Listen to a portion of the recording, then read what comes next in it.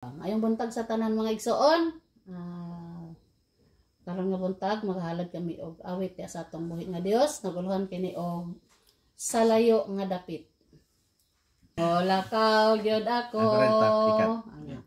Molakaw gyud ako bisan sa halayo, pagsugilon man sa balita. May linibong awa pagyud makadungog, kinahanglan sugimlan sila.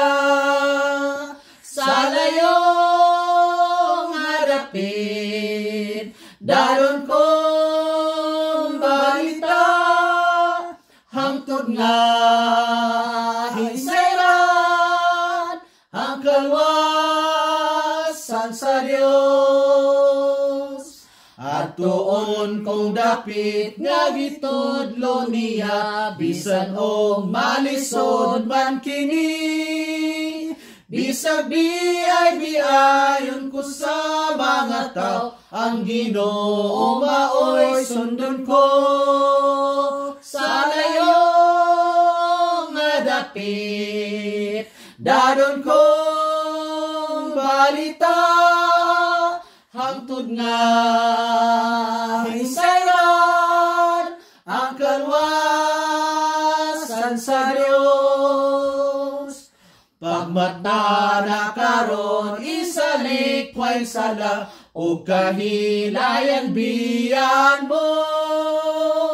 Dili mo pag-usik ang mga panahon, pangitaon mo ang nawala. Salayo nga dapit, daron kong balita, hangtod nga hinsayran ang kalwasan sa Dios. Duna pa'y nangawalang awa kadungog sa maayong balita sa Dios. Gipadala ko sa pagtudlo nila ngadto sa iyang atilan.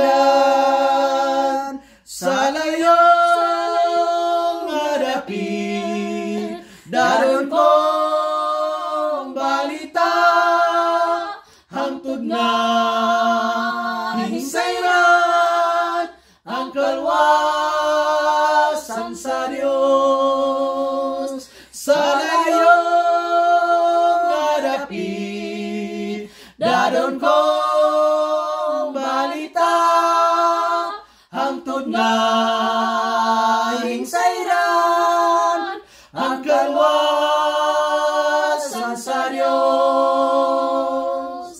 Hangtod nga hinsayran ang kalwasan sa Dios. Among bersikulo mga igsuon makita diha sa Juan kapitulo 1 bersikulo 12 ug Juan 3:16. Nag-ingon ang mga pulo nga nahisulat, apan sa tanang midawat kaniya, sa tanang mituo sa iya ngalan, kanila naghatag siya kagahom sa pagkahimong mga anak sa Dios. Kay gihigugma gayud sa Dios ang kalibutan, nga tungod ni ana gihatag niya ang iyang bugtong anak, aron ang tanan nga mosalig kaniya dili malaglag kundili may kinabuhing dayon. Amen. Dungog ug himaya iya sa atong buhi nga Dios.